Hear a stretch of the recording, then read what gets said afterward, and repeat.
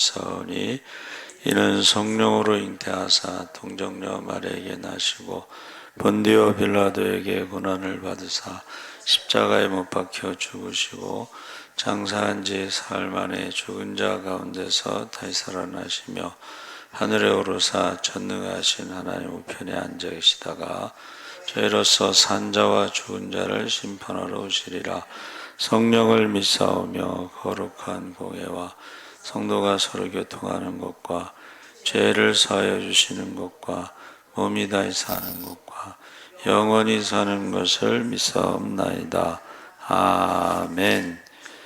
강정자 권사님 대표기도 하시겠습니다.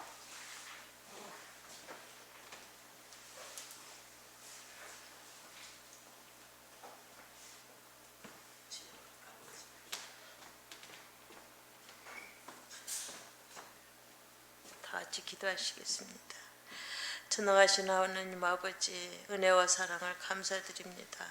지난 예배 후 3일 동안도 저희들 모양처명으로 지켜주시고 아버지 하나님 3일 밤에 모여서 먼저 찬양을 뜨겁게 은혜의 찬송을 저희들이 드리게 하시니 감사합니다. 이 찬양 받으시고 저희들도 은혜로운 생활을 할 수 있게 부족함이 없게 하시고 모이기에 힘쓰며 기도에 힘쓰는 우리 예수 하나님께 아버지 많은 빈자리가 있사오니 비어있는 자리를 가득 채워지는 날이 속히 올 수 있게 하시고 이 지역을 살리는 교회 되게 하실 때 작은 교회의 기쁨이 되게 하시고 개척교회의 모델이 되게 하셔서 우리가 뜨겁게 기도할 때 찬양이 회복되고 기도가 회복되고 말씀이 회복되는 교회가 되게 하셔서 세계를 위해서 기도할 때 중동의 아버지 안에 전쟁이 속히 종식되게 하시고 더 이상 희생자가 없는 아버지 세계가 될 때 우리 선교사님도 세계 각국에 나가서 아버지 하나 복음을 전하고 있습니다. 우리가 정말 나누는 삶을 살 때 유대인뿐만 아니라 우리 한민족도 세계에 제일 가는 민족이 될 때 먼저 교회들이 힘을 얻게 하셔서 말씀으로 부장하고 많은 사람을 섬기고 살릴 때 교회가 성령 충만으로 옛날같이 채워지는 날이 속히 올 수 있게 하시기로 나오며 우리 목사님 영육간으로 강건케 하시옵소서. 머리끝에서 발끝까지 깨끗하게 치료되게 하셔서 예전보다 더 건강한 모습으로 말씀 전하실 때 능력이 나타나게 하시고 예전같이 날마다 복음 전하는 발걸음이 될 수 있게 도우셔서 우리 성들도 합하여 힘을 다해서 협력하는 저희들 될 때 다음 세대를 위해서 저희들 기도할 때 앞으로 수능을 준비하고 있는 학생들이 있습니다. 그들이 좋은 과에 가서 열심히 공부하게 하셔서 훌륭한 믿음의 반열에 쓸 수 있도록 도와주시옵소서. 오늘 또 우리 목사님 혼인잔치에 대해서 말씀하실 때 항상 들었던 말씀이지만 귀한 말씀으로 저희들을 깨닫고 또한 아버지 기쁨으로 나갈 수 있는 귀한 시간 될 수 있도록 도와주시기로 나며 우리를 죄 가운데서 구원하신 예수 그리스도 이름으로 감사하며 기도합나이다.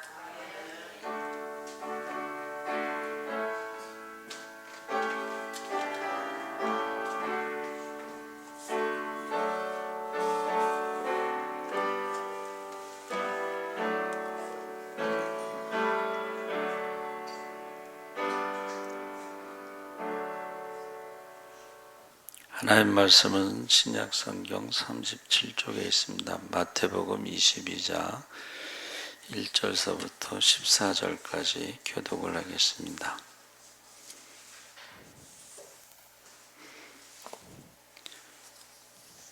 (1절서부터) 14절까지 교독을 하겠습니다. 예수께서 다시 비유로 대답하여 이르시되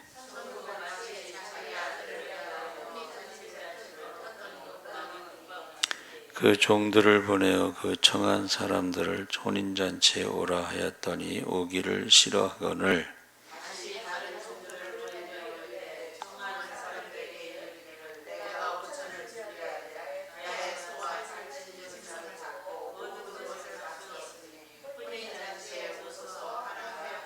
그들이 돌아보지도 않고 한 사람은 자기 밭으로 한 사람은 자기 사업하러 가고 임금이 노하여 군대를 보내어 그 살인한 자들을 진멸하고 그 동네를 불사르고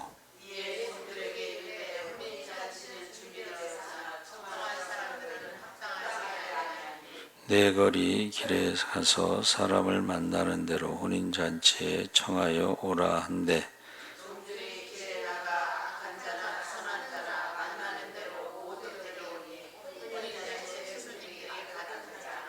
임금이 손님들을 보러 들어올새 거기서 예복을 입지 않은 한 사람을 보고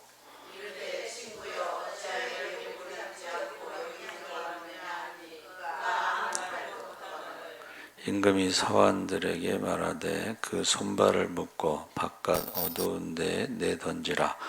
거기서 슬피 울며 이를 갈게 되리라 하니라. 아멘. 할렐루야. 네, 잘 오셨습니다. 혼인잔치의 비유는 사실은 이제 세 가지 비유가 있습니다. 그렇죠? 그래서 첫 번째 비유는 두 아들의 비유고, 두 번째 비유는 포도원 농부의 비유고, 이 세 번째가 이 혼인잔치의 비유입니다. 그래서 예수님께서 나귀를 타시고 예루살렘에 입성하셨을 때에 사람들이 자신들의 옷을 벗어서 양탄자처럼 길에다 펴고 종려나무 가지를 꺾어서 길에다 깔았습니다. 그리고 힘을 다해서 호산나 다윗의 자손이여. 호산나라는 건 뭐냐면 제발 우리를 구원하소서 이런 의미죠. 근데 소리를 얼마나 크게 지르고 많은 사람들이 모였는지 어린아이들이 크게 소리를 질러서 지축이 뒤흔들 정도였다. 근데 사실은 여러분 예수님께서 뚜껑이 없는 덮개가 열린 자동차를 타고 카퍼레이드를 하는 것이 아니고 어떤 사람이 이렇게 표현했어요. 예수님이 나귀 새끼를 타고 들어오는 것은 요즘으로 말하면 어린아이가 타는 세발 자전거를 타고 예루살렘으로 들어가는 것과 같다. 참 상상력이 뛰어나죠. 네? 근데 사실은 제가 어렸을 때만 해도 그 세발 자전거가 귀했어요. 그래서 제가 속리산 고속버스 터미널에서 가게를 할 때 제가 세발 자전거를 탔었는데 그거 없어졌어요. 그 세발 자전거도 훔쳐갔던 시절이었어요, 그때는. 그래서 지금 예수님의 모습은 사실은 이렇게 막 카퍼레이드를 하는 그런 모습은 아니고 나귀 새끼를 타고 들어올 때에 조금 어린아이들이 막 노래하고 하는 그런 모습이 장군이 들어오는 모습, 개선문에 들어오는 모습과 좀 다릅니다. 그렇죠? 근데 이것이 이제 성전 안에서 매매하는 모든 사람을 내쫓으시고 이제 일반 화폐를 성전 화폐로 바꿔주는 사람들의 상과 비둘기를 파는 사람들의 의자를 둘러 부셨어요. 예수님의 공생애 중에 성전에서 이렇게 가장 난폭한 모습을 보여준 적이 없어요. 그렇죠? 그래서 유대 이제 종교 지도자들이 왜 예수님이 이제 이렇게 하셨느냐 하면서 만민의 기도하는 집이 강도의 구렬, 강도의 소굴로 만들었느냐 하면서 무화과 나무를 저주하셨죠. 그러니까 무화과 나무를 저주했다는 것은 열매 없는 종교 지도자들의 실상을 저주하시는 모습이고 유대 종교 지도자들의 심판에 대해서 경고하는 것입니다. 지금. 근데 이거를요 그들이 알고 있었다는 거예요. 왜 무화과 나무를 저주했느냐를 알고 계셨던 거예요. 알고 있었던 거예요. 그래서 그 지도자들이 모여서 무슨 권위로 일을 하는지를 물었을 때에 말씀하신 거지. 이거 세 가지 비유를 들어서 이제 말씀하신 거예요. 무슨 권위라는 질문에 대해서. 그래서 우리 두 아들의 비유는 다 아시죠? 큰 아들은 예스하고 안 갖고 작은 아들은 노하고 밭에 가서 일했죠. 누가 아버지의 말에 순종했어요? 둘째 아들입니다. 다 아는 얘기예요. 그러니까 큰 아들은 누구예요? 큰 아들은 종교 지도자들, 둘째 아들은 세리와 창기들, 회개하고 순종했던 사람들. 그리고 두 번째 포도원 농부 비유도 잘 아시죠? 종들을 보냈더니 때리고 죽였어. 그래서 이제 아들을 보내면 설마 안 그러겠지 했는데 악한 농부들이 어떻게 해요? 아들은 상속자니까 저 상속자를 죽이고 우리가 포도원을 이제 가자. 그때 임금이 군대를 보낸다 이제 이런 말씀하셨는데, 세 번째 비유가 이제 혼인잔치 비유입니다.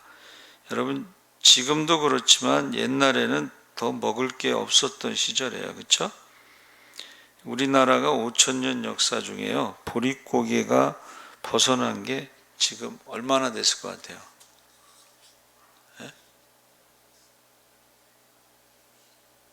지금 2023년이잖아요.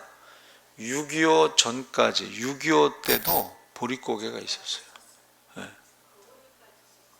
그러니까 6.25 후에도 보릿고개가 있어서 우리가 보릿고개를 벗어난 게 한 50년 전밖에 안 된다 이렇게 얘기하고 있습니다. 그리고 100년 전의 사진 보면 100년 전의 사진 이제 흑백 사진인데 거리에 있는 사람 중에 신을 신고 있는 사람이 별로 없었어. 집신도 그 돈 있는 사람이 사서 신는 거고, 그러니까 우리가 지금 아프리카에 가면 애들이 신발 신는 애들이 없잖아요. 그렇죠?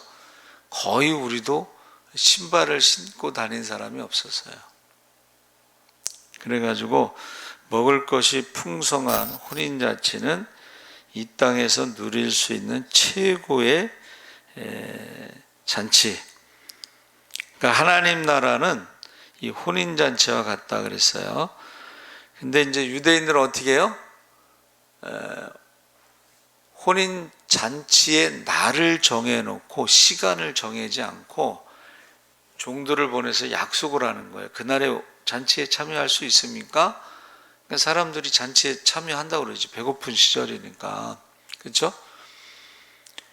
그러면 이제 그 중에 몇 명이 온다고 약속을 하면 음식을 준비하는 거예요. 음식을. 그리고 나서 이제 음식이 준비가 되면 사람들에게 가서 이제 음식이 준비됐으니까 오세요 하고 이제 다시 두 번째 보내는 거예요. 그러니까 청함이라고 하는 것은 약속한 사람이고 택함이라고 하는 것은 잔치에 참석한 사람들인데, 청한 사람은 많은 거예요. 약속한 사람은 많은 거예요. 그런데 택함을 입은 사람이 적다 그랬죠. 그래서 이제 오라고 그랬더니 이제 준비했습니다. 소를 잡고 이제 음식을 준비했습니다. 이제 오세요 그랬는데, 여러분 그 600kg짜리 소 한 마리를 도축하면 1,500명 이상 먹을 수 있다고 그래요.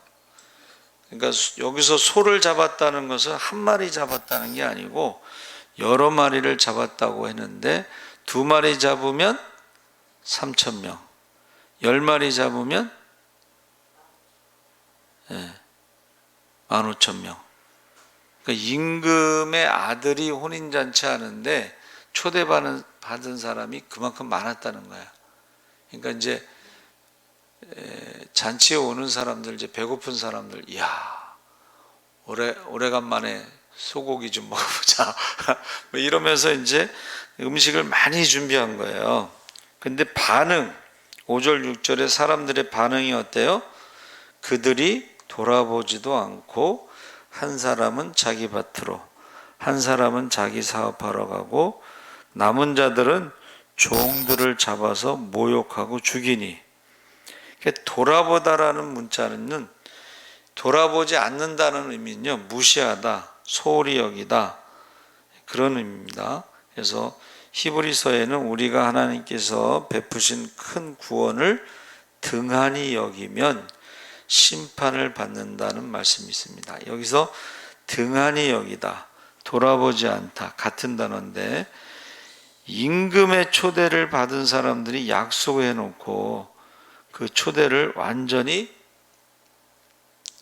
요새 말로 개무시를 한 거죠. 무시한 거예요. 그래서 초대의 거부 이유가 한 사람은 자기 밭 때문에, 또 한 사람은 자기 사업 때문에. 그러니까 이 사람들은 사실은 인생을 탕진하거나 세속적 쾌락을 누리기 위해서 악한 일을 저지르기 위해서 참석하지 않는 것은 아니지만, 일상생활과 자신이 감당해야 할 일 때문에 참석하지 못한다고 했지만, 하나님과의 약속, 임금과의 약속을 지키지 않았기 때문에 이제 이 차려놓은 음식 어떻게 하겠어요? 이거 몇 명이라 그러지? 소가 10마리면 15,000명인데 그 뒤에 뭐 다른 뭐 양도 잡고 뭐 닭도 잡고 그런 것도 막 잡았잖아요. 그러니까 이게 지금 이 음식을 어떻게 하겠어요? 그렇죠? 결혼식 할 때 이게 문제가 되더라고요. 음식이, 사람이 너무 많이 오면 음식이 부족할 때가 있어요. 근데 하여튼간 그 사람들은요, 제주도 좋아. 예를 들면 1000명분을 주문했는데 1500명이 와도 어떻게 다 준비하대. 하여튼간 제주가 좋아요. 저희 집사님 한 분은 이제 혼자 이제 자녀를 키워서 결혼식 하는데 주일날 오후 예배 끝나고인가 그랬어요. 그래가지고 예배 끝난 사람들을 다 싣고 갔어. 근데 이게 식당도 조그맣고 뭐 얼마 이제 뭐 500명, 한 100몇 명을 앉을 공간밖에 없는데 오후 예배 끝난 신자들을 막 다 태우고 갔으니까 이게 모자르잖아요. 근데 이제 제 기억으로는 갈비탕을 시켰는데, 이 사람이 갈비탕에 물을 계속 저희 어머니는 거기서 붓지 말라고 그러고 그 사람은 계속 붓고. 그래서 나중에 이제 갈비탕이 아니라 무슨 냉면처럼 돼버렸어. 냉면처럼. 그러니까 이게 우리는 좀 다른데 요즘은 안 그래요, 여러분. 요즘에는 몇 명 정해져 있어요. 그래서 거기 갔더니요, 딱 예를 들면 양쪽에 100명씩 이렇게 하잖아요. 그러면 가족하고 친척들만 오지 못 가. 저도 못 갔어요. 부조만 하고 못 갔는데 그런 데도 있더라고. 요새는 그렇게 막 이렇게 하지 않고 딱 정해진 숫자만 올 수 있고 초대장 있는 사람만 들어갈 수 있고 막 그래. 또 저희는 우리 친구가 딸의 결혼식을 갔더니 코로나라고 못 들어가게 그래가지고 바깥에서 텔레비전으로 보다가 밥 먹으러 갔어요. 근데 여기 지금 임금이 준비한 거잖아요. 임금이. 그래서 어떻게 해요? 여기 마태복음에는 안 나오는 누가복음에는 그 종들을 사거리로 가서 지나가는 사람 다 데려와라. 우리가 읽은 말씀에는 뭐 선한 사람들이든 죄인이든 뭐 다 데려와라. 뭐 그렇게 돼 있지만은 거기는 한번 따라해 보세요. 강권하여. 강권이라는 게 무슨 뜻이냐면 강제로 끌고 오는 거야. 강제로. 그 전에 부흥회 할 때 있잖아요. 부흥회 할 때 사람들 데려오라 그랬어요. 못 데려오면 못 들어오는 거야. 그 전에 그랬어요. 그리고 어느 권사님은 이거 권사님인데 누구 데려와야 되잖아.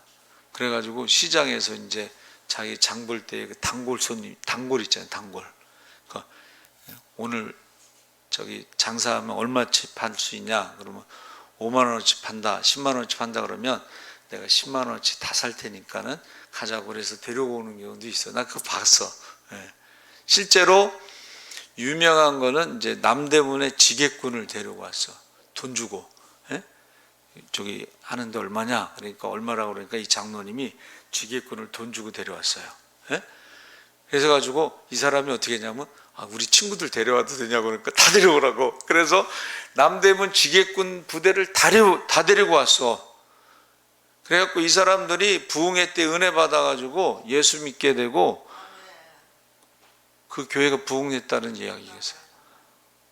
우리 전도축제 때도요, 마천 세계로교회, 마천동 세계로교회 갔는데 이제 우리가 그 간증하고 왔거든요.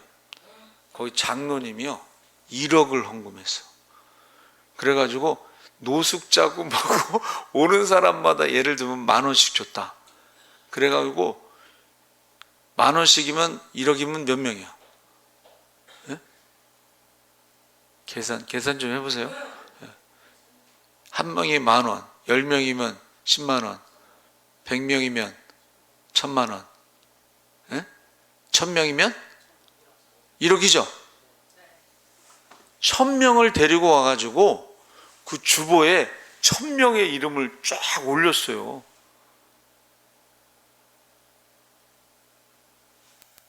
문제는 뭐냐면 그 이제 임금이 딱 와서 이제 잔칫날에 임금이 와야지 이제 이게 시작되는 거거든. 근데 한 사람이 예복을 입지 않은 거예요. 아니 그러면 노숙자들 데려오고 지게꾼 데려오고 거기도 저기 시장에서 장사하는 사람 데려오고 근데 무슨 예복이 있습니까? 근데 여기서 잘 보세요. 예복을 입지 않은 사람이 한 사람이야. 이게 뭐지? 강권하여야 돼. 강제로 끌고 왔는데 이게 뭐지? 옛날에는 왕궁에 갈 때에 옷을 준대요. 왕을 만나러 들어갈 때에 옷을 주면 그 옷을 입고 들어가야 돼. 그게 이제 왕에 대한 예의를 갖추는 거예요. 그러니까 뭐 이 사람 저 사람 막 다 데려왔는데 이 옷을 주는 담당하는 공무원이 있는 거야. 예? 그 정도 되면 부시장이라든가 아니면 이 정도 높은 사람이 거기 오는 사람한테 옷을 주는데 거기 온 사람들한테 옷을 준 거예요. 근데 그 한 사람이 옷을 안 입고 들어온 거야. 그러니까는 임금에 대한 예의를 갖추지 않은 거지. 여기서요, 그 한 사람을 임금이 어떻게 했어요? 7절에 노하여 군대를 보내어 그 살인자들을 진멸하고. 자, 첫 번째 청함을 받고 약속한 사람들이 거절한 사람들이 어떻게 해요? 군대를 보내요. 살인자들을 진멸하고. 두 번째 강권하여 데려다가 채운 사람 중에 예복을 안 입은 사람은 밖에 쫓겨나서 슬피 울며 이를 갈며. 여러분, 영원한 형벌을 말하는 거예요. 그래서 여기서 중요한 게 여러분 잔칫날에 여러분 잘 들으셔요. 에스더가 왕후 후보로 가서 6개월인가를 준비했잖아요. 근데 왕 앞에 지나갈 때 몇 번 지나가요? 한 번 지나가는 거예요. 한 번 지나가는 거예요. 자, 잘 들으셔요. 예수님의 혼인잔치, 재림하실 때에 예수님의 혼인잔치도 몇 번의 기회가 있어요? 한 번의 기회가 있어요. 예수의 옷을 입어야 되는데 그 예수님의 옷을 성경에는 세례라고 했어요. 세례. 예수의 옷을 입어야 돼요. 예? 근데 그게 한 번이야. 제가 오늘 이제 수요예배 하면서 만약에 오늘 예수님이 오셨으면 어떻게 될 뻔했어요? 예? 지금 이 시간에 예수님이 오셨으면 어떻게 됐겠어요?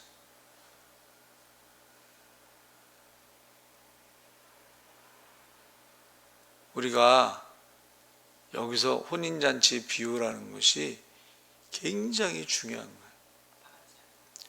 한 번의 기회인데 예복을 입지 않은 사람은 거기에 참여했더라도 쫓겨나서 슬피 울며 일감이 있다. 영원한 형벌이 있고 영원한 고통이 있어요. 첫 번째 청함을 받은 사람들, 약속했는데 그 약속을 지키지 않은 사람들, 밭에 가고 뭐 일하러 가고 뭐 소도 사야 되고 장가 가야 돼 이러면서 그 약속을 지키지 않은 사람들, 그 중에서 그 종도를 조롱하고 죽였던 사람들은 군대를 보내서 그들을 진멸한다 그랬습니다. 그래서 저와 여러분이 이 예수님이 마지막 공생의 고난 주간에 마지막 이 비유는 이게 누구라는 것을 다 설명을 해주는 거예요. 지금 유대 종교 지도자들이 청함은 받았지만 거절한 사람들이고, 두 번째 예수 믿는 사람들 중에서도 예복을 입지 않은 사람들은 쫓겨난다고 그랬어요.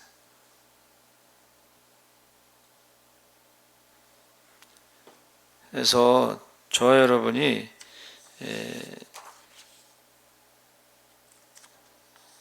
청함을 받은 사람은 1차, 택함을 받은 사람은 2차인데 청함을 받은 사람은 많았지만 택함을 받은 자는 적었다 그랬습니다. 그래서 저와 여러분이 우리 혈통의 자녀, 믿음의 자녀를 위해서 우리 자녀들은 청함을 받은 자인지 택함을 받은 자인지 생각하시면서 가족을 위해서 주여 세 번 부르짖고 기도하겠습니다. 주여, 주여, 주여. 할렐루야. 살아계신 아버지 하나님, 하나님께서 함께하여 주시옵소서. 예수님께서 마지막 고난 주간에 이제 마지막 비유를 들어서 말씀하셨습니다.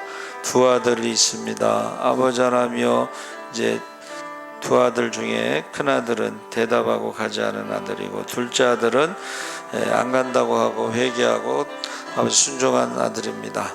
아버지 하나님이여, 유대인들이 누가 큰아들이고 누가 둘째 아들인지 다 알고 있습니다. 아버지 하나님이여, 두 번째 포도원의 비유에서도 이제 상속자 아들을 죽이고 포도원을 가지려고 했던 그 종들을 왕이 진노하여 군대를 보내서 그들을 심판한다고 했습니다.